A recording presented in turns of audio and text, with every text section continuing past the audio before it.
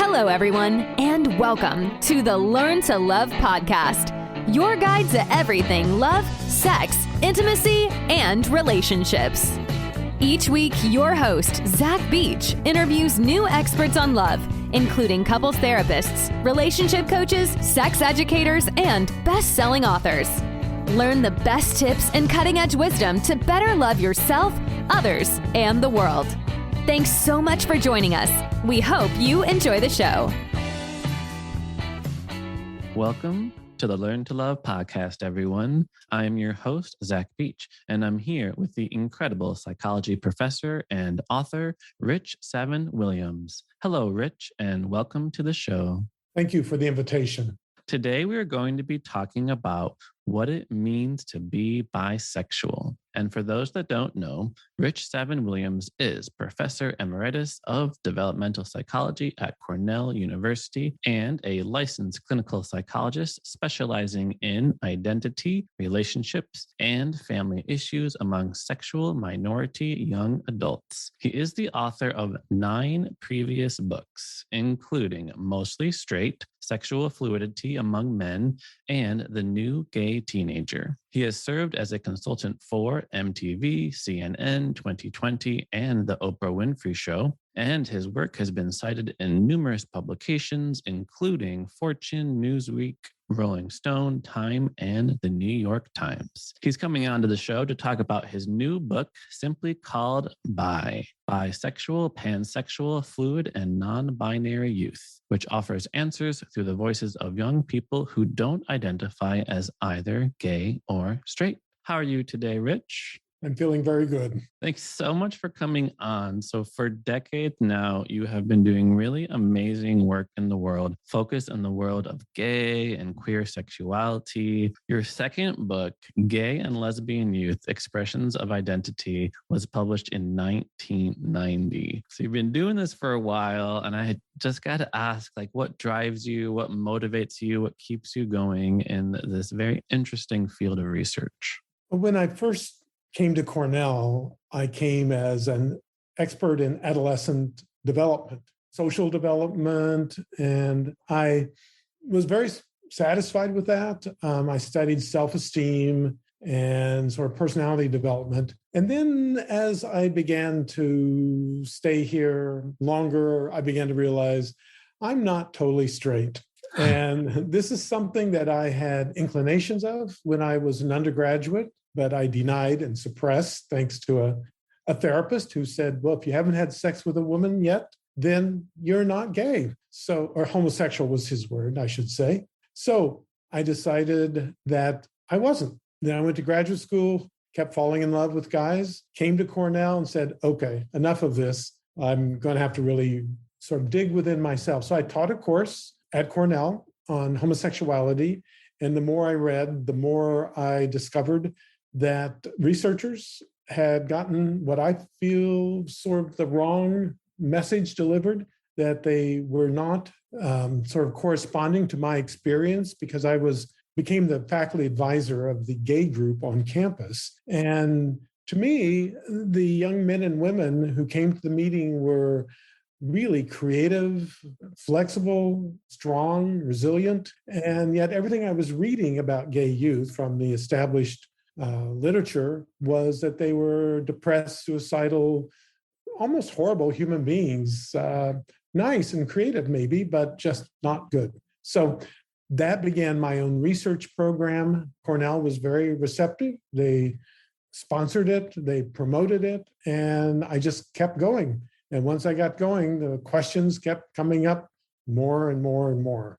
So I had to write. So what year was this? So I taught my first course in 1984. Okay. So in 1984, what was the predominant messages and research coming out about gay youth? And then how did you kind of see it develop, even with your own research, over the next decade or two? Well, there were 2 articles that were published that everyone was citing and was taken as gospel. One was based on male prostitutes, men kicked out of the armed forces, and people who were homeless and so forth. And so from that, I think that was about 60 young men they came across as being very depressed, suicidal, having 1,000 sex partners, and so forth. The second one, which was a little bit more famous, was based on 33 gay male youth. And that portrayed basically all of them as being suicidal, cutting, anxious, depressed, really not really happy individuals. And again, that was sort of what was out there, and it was exactly contrary to my experience. So the research was based primarily on these young men, and my experience was very different from that portrayal. And so I went to a conference sponsored by this researcher, and I attended 2 days, and it was all extraordinarily negative. Everything said about gay youth was very negative, and it said, essentially, they're homeless, they run away, they try to kill themselves, and just everyone was in agreement. Oh, those sorry, poor kids. And I was sitting there and asking some questions, but I was basically denied my own feelings or thoughts about it because it was out of step with the people who were invited to present their clinical cases or research. Wow. So this is recently. And that's a nice lesson in like really poor research, right? Small sample size, very specific population, extrapolating that to an entirely different population. I just read yesterday report by a major researcher in the field of gay studies who said that 20% of all gay youth, male and female, attempt suicide. And that's an astonishing percentage. And I believe the reality is probably 5% based on my reading of the literature. But again, there's a very strong impetus for portraying gay youth as being hopeless and mentally not well, because then you get resources and you get sympathy. And my perspective is, well, if it's not true, is that worthwhile?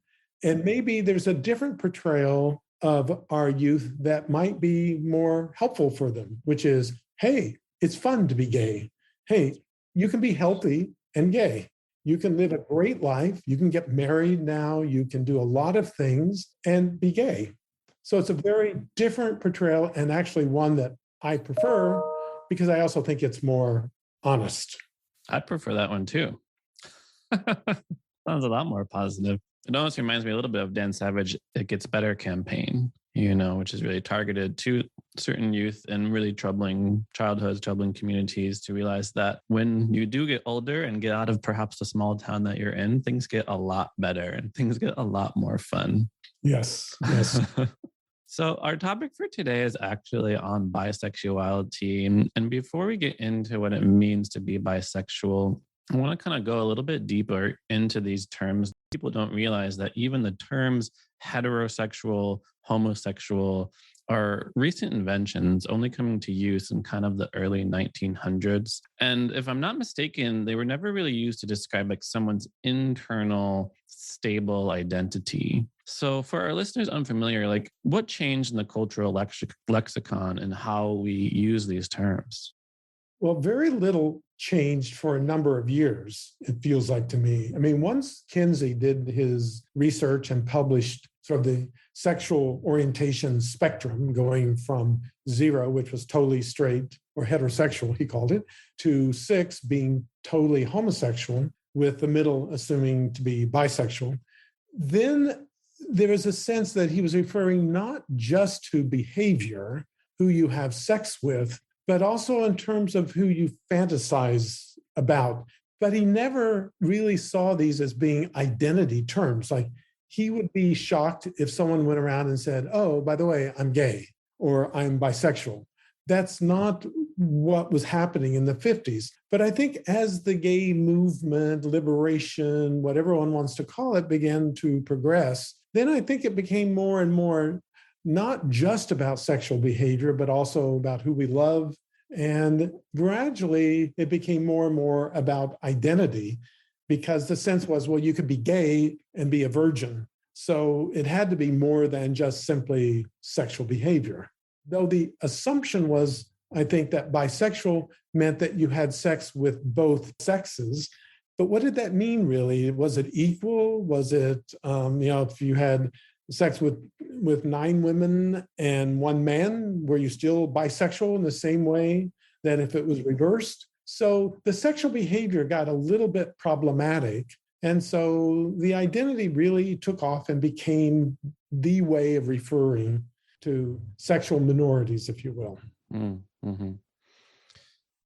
Yeah, it's so interesting because I remember I was on the radio listening to a debate one time, and there was a gentleman from the Christian right who was basically saying, to us, there's no such thing as like a gay identity, and gay is a behavior and it's a sinful behavior, and people can choose whether or not to participate in it. Now, obviously, this is not a point of view I ascribe to, but I often do think about like when we bring into this idea of like sexual fluidity, that our sexual identity can change over the course of many years, that bisexuality implies that you can be bisexual and be single and not having sex with anybody. And it does sort of imply like a choice that you do have. So how do we kind of balance between thinking that, okay, our sexuality is a fixed identity and therefore we do deserve a certain level of, say, basic human rights that comes with any sort of marginalized population, with also accommodating for the fact that it is flexible, it does change, there is a fluidity both for men and women in terms of how their sexuality changes over the course of their life?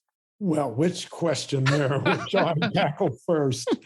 So I do believe that whether one is granted human rights or civil rights should have nothing at all to do with their identity.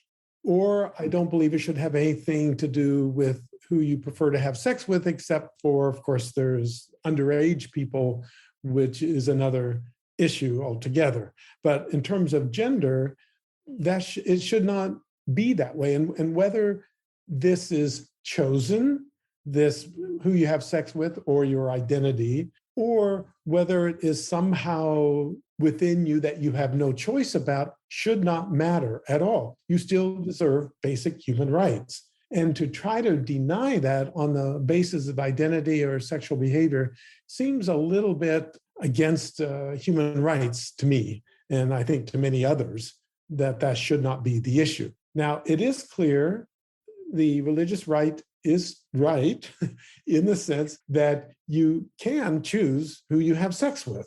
You can also choose your identity, and they can show through their conversion therapy or whatever they want to call their therapy. Certainly, those things can change. What doesn't appear to change so much is the issue of sexual attraction. You can deny that you're sexually attracted to someone, that's for sure, but there's no evidence that any kind of conversion therapy actually changes the sexual attraction component. That doesn't mean that sexual attractions can't change over time, because they certainly can, as bisexual people clearly can show and demonstrate in their lives that they might be more sexually attracted to one gender this month and next month, perhaps being more sexually attracted to another person, or maybe it's just based on their gender expression, how masculine or feminine they are, or maybe it's based on the caliber of the person that they're attracted to. So bisexuals open up a huge box of possibilities. So I'm not sure if we covered it yet. What is your definition of bisexuality? Bisexual for me can be an identity. I know it can also be in terms of the genders that you are attracted to, whether male or female or intersex, I guess would be a third option. The question, though, is it only sexual or is it also romantic? And I happen to believe very strongly that who you love or fall in love with or become infatuated or develop a crush is just as important and maybe more important than who you have sex with. Because I think probably your ability to control who you have fall in love with maybe is not as easy as who you have sex with. So it's both attractions and behavior and desires and arousals and also identity. So it's a lot of different things packaged into one label, which we can get into more later, perhaps, but a lot of people who are bisexual, by my definition, wouldn't identify as bisexual, and they might not want to be labeled bisexual. So in my interviews with young men and women, I did not say the word bisexual. They had to say it. And if they liked that word or accepted it, then okay, I went with it. But they didn't have to say they were bisexual in order for me to interview them. They simply had to acknowledge that they are attracted to both sexes. It's such a wonderful complexity of just human life, right? This division between sex and love and arousal and behaviors and identities. And I kind of saved this question for later, but it's coming up now because I did want to ask you a little bit about some just interesting terms that I've seen mainly come out of the asexual community, who often differentiate between sexual and romantic attraction, and will even use words like bi-romantic, homo-romantic, hetero-romantic. And in your book too, you differentiate between passionate and companionate love. And in your book, you also go into things like bromances and passionate friendships, right? So what have you found about sexual versus romantic attraction and how these play out in our lives? Well, it is certainly possible to fall in love with the gender that you are sexually attracted to. And that's usually the case. And though I'm not a neuroscientist, I have talked with neuroscientists who say that in the brain, those locations, if you will, are very close together. And they usually overlap entirely. But I'm now convinced, after talking with these young people, that it need not necessarily be the case for those two to be in sync. So, for example, I give an example of a young man who has sexual attractions to guys, and he watches gay porn every day to be able to masturbate. And when he is with women, which he adores and loves with all of his heart and soul, and I could tell it in the interview situation that he really, really, really likes women. The problem is that he's not quite sure that his penis loves women. So what he does is he fantasizes gay porn while he has sex with women, and thus can have sex with women. He doesn't tell the women what's going on in his mind because it would be harmful, hurtful, and they probably would reject him if they really knew what was going on in his mind. Finally, he met this gorgeous young woman, and he felt honest enough to tell her what was going on. And she said, "Great, because you're great. Whatever it is that's going on in your mind, I don't care. You know, it's you, it's present right now, and that's all I care about, not what's going on in your fantasy world." Wow, he was happy as could be. So there's that remarkable contrast. I don't think I had anyone that was quite as clear cut. Now, another example, young women who frequently really liked to have sex with men, but kept falling in love with their female friends. And they just sort of thought this was like the passionate friendships that they had read about that all women have. All women love their best friend. But some of these women began to realize, no, yes, the passionate love is there, but it's also lustful feeling as well.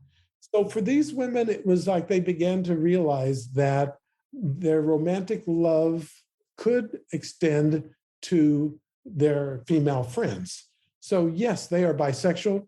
They might never identify as bisexual because they're having straight sex. And they might say, yes, maybe I'm mostly straight because I sort of would like to have sex with a woman if the right one came along. So again, this is part of the complexity of bisexuality that researchers really do not investigate or consider when they ask the question, are you gay, straight, or bi? or don't know. Well, it seems a very challenging topic to research because you do have to figure out those categories like that you put people in. And it seems quite challenging to investigate the entire complexity of the human experience. I happen to think that the human experience is quite broad and we ought to not narrow it to little categories. And in this, I learned very much because I had in my past used the labels. And then when I began talking, that was when I did survey research. And then when I began my career interviewing young people, and I've interviewed probably close to 400 at this point, about their sexual and romantic development, they began to tell me, especially with millennials and the Zoomers, the Generation Z youth, that they hate the categories that adults seem to want to impose on them. And so when they get a questionnaire that says, are you gay, straight, or bi, they might just skip the question, or they might tear up their questionnaire, or they just put down something that they're the closest to. So they might say, well, right now I'm more attracted to men than women, so I'll put down heterosexual. So it's a complication that we have ignored, and yet the vast majority of research on sexual minorities is based on these surveys. They're nationally based, we say. So they've got to be true, right? Well, not if you actually are not including the vast majority of bisexual people. So how can you know what bisexuals are or think or feel if you're omitting them, deleting them from your database? Right. You'll see a lot of survey calls and it's like, we're looking for gay men, for example, and people that don't identify as gay, but maybe are romantically or sexually attracted to men end up not filling out the survey. So then you still have a very small subset of the overall population. Absolutely. And that's why I have a tendency to question, I'll just be nice about it, to question the results whenever I see that it appears to me that they got a very biased sample of individuals. And I just think that it's way too easy just to send out an online survey, as becoming pretty typical now, not ask youth. I mean, it amazes me that if I were to go to, I'll invent this term, the top 20 gay researchers and ask them, have you ever talked with a gay person? And I know that's very cynical, but I have the feeling many times, especially if their priority is gay youth and young adults, my fear is that the answer is no, not really. But that's not necessary, right? Well, maybe it is. So earlier when you were talking about people who might have sexual attraction to one gender and romantic attraction to another, my mind kind of went down the road of, say, non-monogamous and polyamorous relationships in terms of well, how are you going to navigate both of these simultaneous desires that you might have? So my first question is, in your experience, do you find that bisexual people that identify as bisexual, are more likely to be non-monogamous because they have certain desires that only one gender can fulfill? I have seen no research that addresses that issue, but my own interviews would lead me to believe that no, they are not more likely to be non-monogamous as gays or straights. Now, they might shift genders for sure, or they may only want sex with one gender and not the other. But when they develop a relationship, some kind of a commitment, if you will, an attachment, then they are as true as anyone could expect them to be. I think what might be different is that they are more likely to negotiate, to bring up the topic of non-monogamy with their partner. And in fact, as a clinician, sometimes when I see couples, actually most of the time when I see couples, this is an issue which they are addressing. Let's set down the rules, let's reach an agreement. So they're far more honest and straightforward about their proclivities and what they would like. Now, I would say that they do not differ from gay and lesbian people in that arena, but I do think that there's a wide variety, a contrast with straight people in the willingness to talk and to discuss. So I'm curious, about other stereotypes that might be around bisexuality, including one I maybe just had, that bisexual people are more likely to be polyamorous, or some people might believe that they're more likely to cheat, for example. But there's some other negative stereotypes, including some people believing that like bisexuality is just a transition phase on the way to being fully gay or lesbian, or people have a certain level of internalized homophobia that they don't feel comfortable fully identifying as gay or lesbian. So then they do this sort of bi intermediary. So what are some more harmful stereotypes that you wish to dispel? Well, one that I heard from straight men when I interviewed them was that bisexuals are bisexual because they want to have more sex. That is, they want to be able to open up the marketplace for anybody. So their sense is that bisexuals have more sex, and that's why individuals would identify as bi. I find no evidence of that at all. By talking with bisexual people, that is not, in any sense of the word, why they identify or believe that they are bisexual. The whole purpose of having more sex is just not in their mindset. They do say that they are more fluid. And I think there's a lot of research that says fluidity is far more prevalent among bisexual people, whether identified or not that way, than either gay or straight people, that they are more fluid. And I think that's part of the reason why they're bisexual. I think it sort of goes hand in hand, almost by the definition of fluidity, and that is that things change over time. And if they do, then you're more likely to be bisexual. So certainly, I think that element is clearly present. I think one of the most destructive ones, and that was very much in the national press not that long ago, was that when the Olympic diver Tom Daley came out, and he's married, they have a son, and the gay press, if I can label it that way, and even Dan Savage for a little while until he changed his view, which I was very happy about, was that, oh, he's really gay. Why doesn't he just come out as gay? Because he came out initially as bisexual, because he had sexual attractions to women.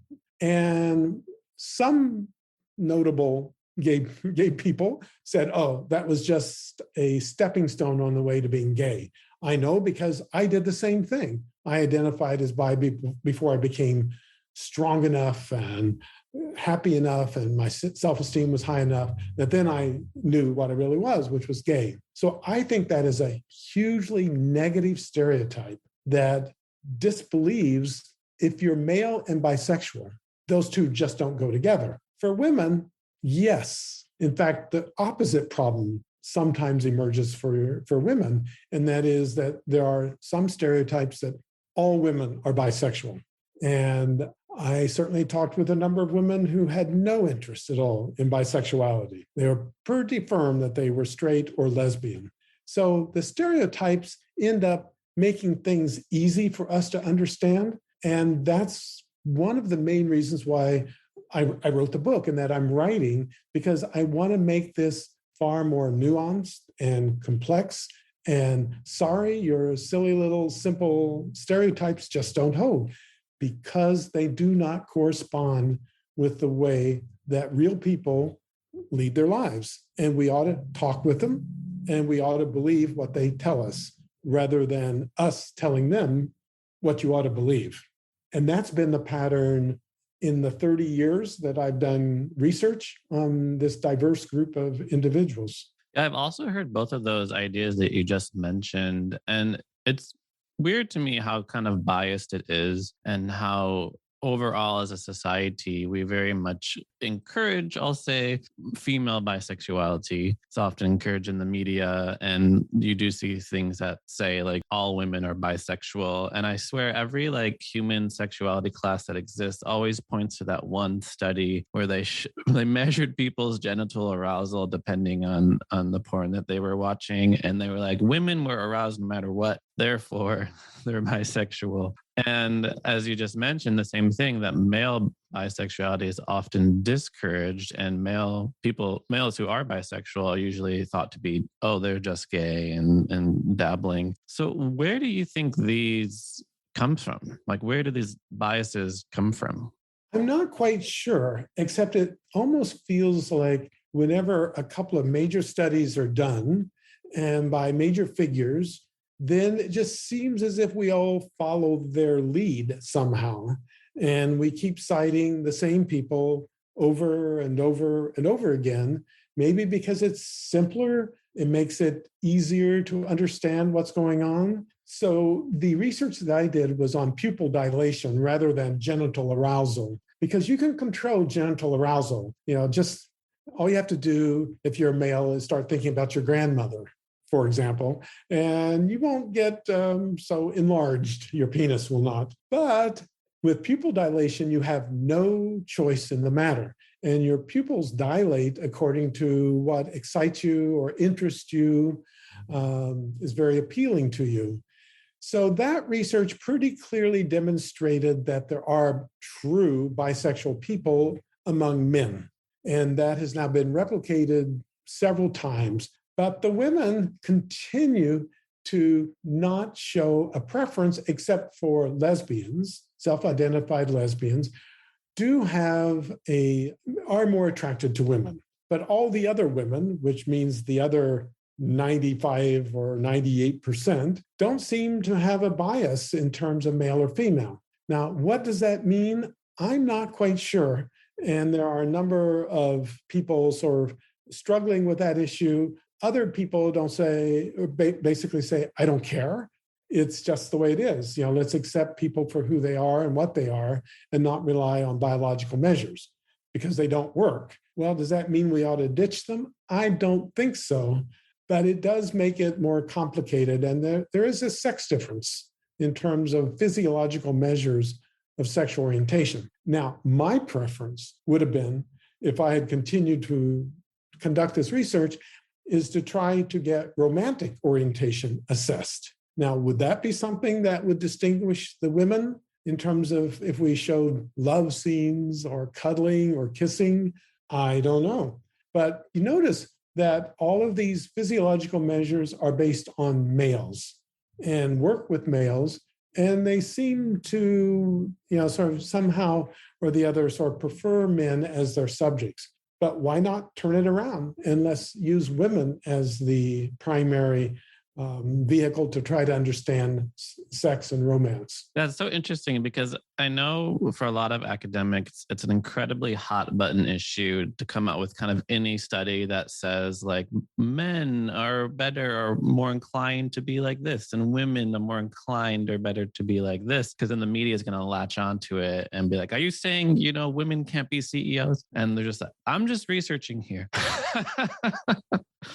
But another challenge with research is just getting the funding. So I'm kind of curious, in your decades of work of doing research into really important issues, kind of what challenges you have had around both getting the funding in order to research into behaviors of sexual minorities, and also if you've had any pushback when you do publish something and it goes against, it's not so politically correct, the results that you found.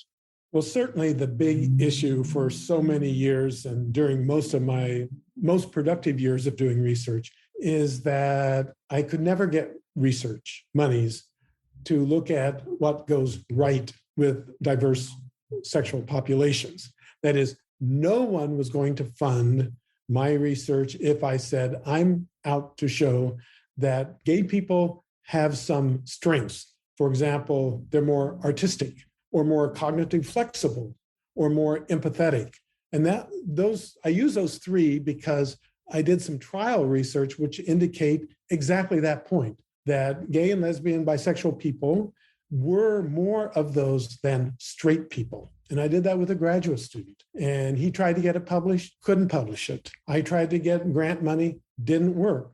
Why? Because all of the money is basically devoted to what goes wrong.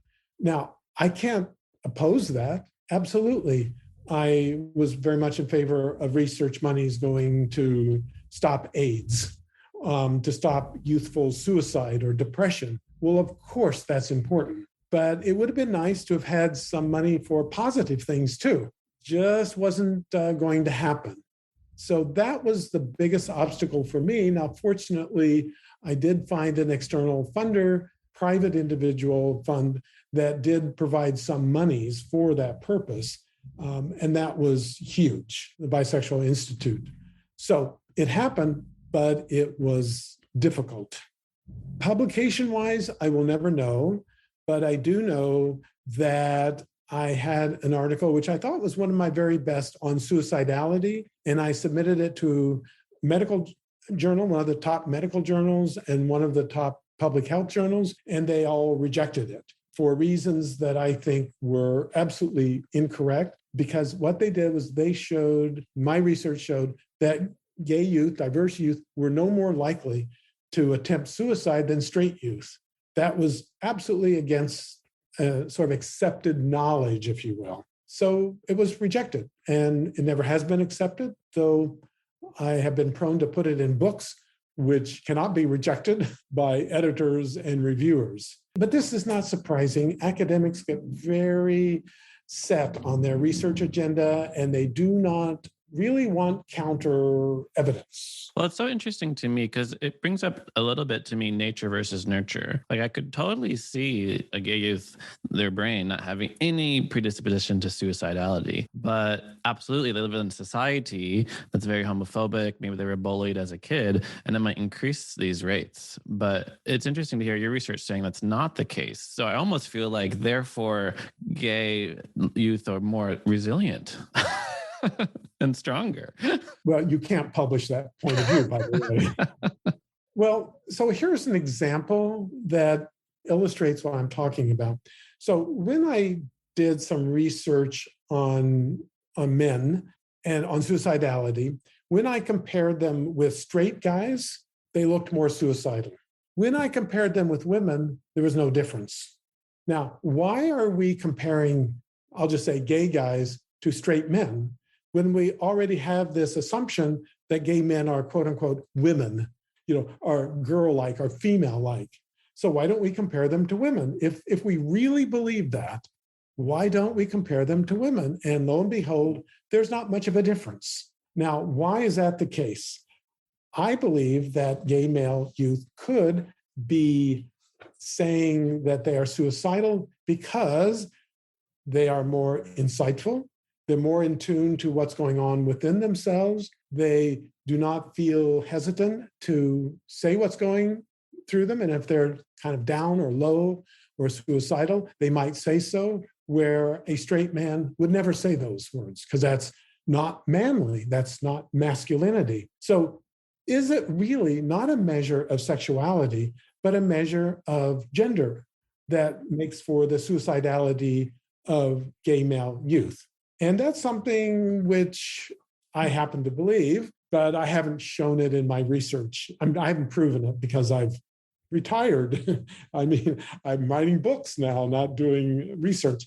So I can suggest these ideas, but I might not do them myself. Yeah, it's so interesting. I mean, there's just so many questions that we have yet to have the answers for. When you were talking about having trouble getting research around what's going right, I was thinking just about how the entire field of positive psychology is still very young. And combine that with the new research on sexual minorities, that's also very young. And we have to simultaneously, as new research comes out, really unpack and undo all that, I'll just say bad research that happened years ago. And along with new research coming out, as we already talked about, it's challenging to just do any research at all because of the complexity and the diversity of the human experience. And you mentioned earlier that younger people are very averse to any sort of category around how they see themselves, whether it's their gender or their sexuality. And we do see a number of new words coming into the public lexicon, including pansexual, demisexual, some people say asexual, bicurious. Queer has been around for a while, but of course it's changed what it used to mean at the beginning. And also, depending on the context, it can mean very different things. So what are we to make of all these new terms, which I feel like to the people that use them, it's quite liberating, but for the people unfamiliar, it's confusing. And I sometimes receive calls from parents who say to me, sometimes out of the blue, I don't know them at all, but they'll say, my child says he or she is blank. What does that mean? And so I sort of go through some of the possibilities, but I ultimately always land on the issue, why don't you ask?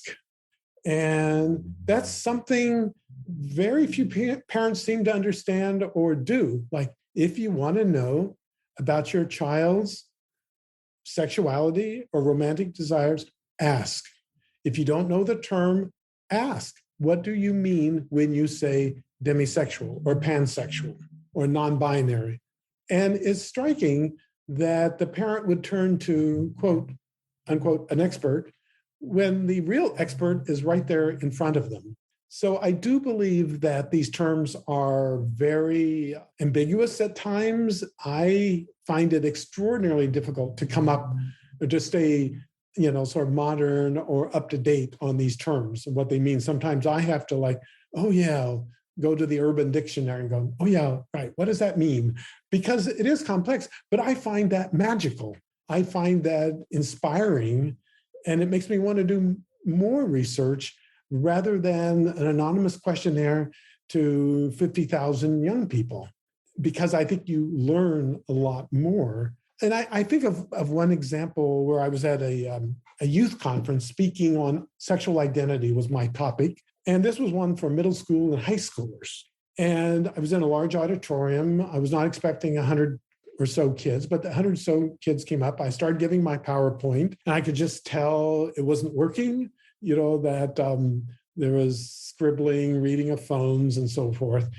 And so in desperation, or actually it's more my style, so I just stopped and said, okay, how do you identify yourself? And of course, there was dead silence. And then this young woman stood up and she said, I describe myself as squiggly. Okay, dead silence.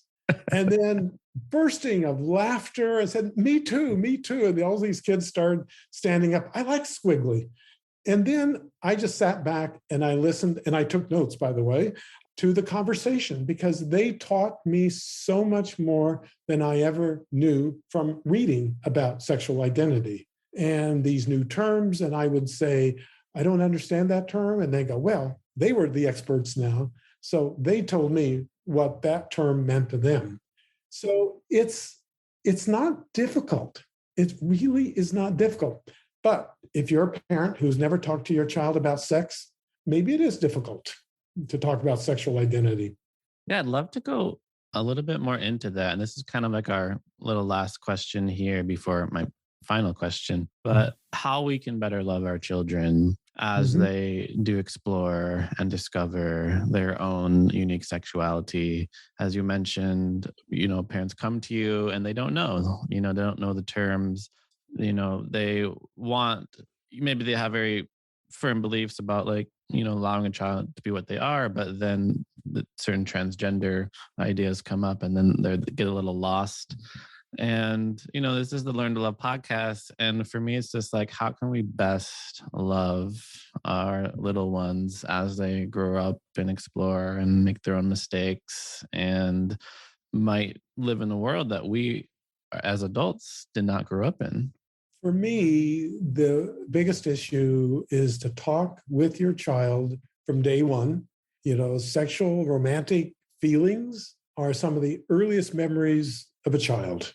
And when I asked my interviewees the age of your first sexual memory, they would remember back to age 3, 4, or 5, and they frequently talked about a crush or a romantic feeling. And it felt like to me that the parents didn't know that. And because I would ask, who did you tell? Oh, no one. Did you tell your parents? Oh, no, I would never talk to my parent about this. So somehow I think it's the responsibility of a loving parent to talk with their child from day one about love and sex, and to respect them and to say, essentially, it doesn't matter what you say. I want to understand your perspective. I will love and support you regardless. And when things evolve, change, I hope you will keep me informed because I would love to know about your life and how you experience your romantic and sexual feelings. I think that's so important to just always have that dialogue open, because a lot of parents do start way too late. They think, oh, you're 15, so I'd like to give you the talk about the birds and the bees. And they're like, yes. Child's like, yes, what would you like to know? Or what frequently happens is the child says, I already know all that. And the parent says, oh, good. End of conversation. Or my favorite is a young man who was leaving he was 16, 17 years old, and he was leaving the house for his first date. And the father shouts out, be safe. And the boy goes, yeah, okay. And as he was driving, he thought it meant drive safely. But then he came to understand, oh, he was wondering if I had condoms. And this was the only time that his father ever talked to him about sex, was to yell, be safe. That's not my definition of love, of a loving act. I won't say the father didn't love him. It just was not a loving act. Well, it's a beautiful segue to my final question that I love to ask all of my guests, which is quite simply, what do you wish everyone knew about love? I would want everyone to know that love begins very early in life, and it takes different manifestations. And I think we ought to be aware and sensitive to the different ways in which it manifests itself. And it may not always be what we anticipate or expect. And that's why I think we have to ask whenever we can. And that it may be possible, if you're interested in the sexuality of your child, to find out first, what is the romantic orientation of your child? I do believe, though I don't have great proof, that love actually may precede sex in terms of an orientation. That is, a child may know who they keep falling in love with and are attracted to sort of emotionally before they know they want to have sex with that individual. Well, I appreciate all the research that you've done, because it just opens so many doors. And I look forward to all these questions that came up on this podcast to be answered by future researchers who have built off the research that you have done. And I appreciate you coming out with this wonderful book, Bi, Bisexual, Pansexual, Fluid, and Non-Binary Youth. And for our listeners who want to learn more about you, how can they find you? Well, I am on the Cornell's Department of Psychology website, and that would be the best way to contact me. Wonderful. Well, thank you so much, Ritch Savin-Williams, for coming on to the show, for sharing us your wisdom and inspiring ideas about love and expansive research that you have done into this very important world. I appreciate you taking the time out of your busy day. Thank you so much. Thank you for the invitation. Thanks again for listening to the Learn to Love podcast. To learn more about the show and your host, head over to zachbeach.com or theheartcenter.com. You can also follow Zach on Facebook, Twitter, and Instagram.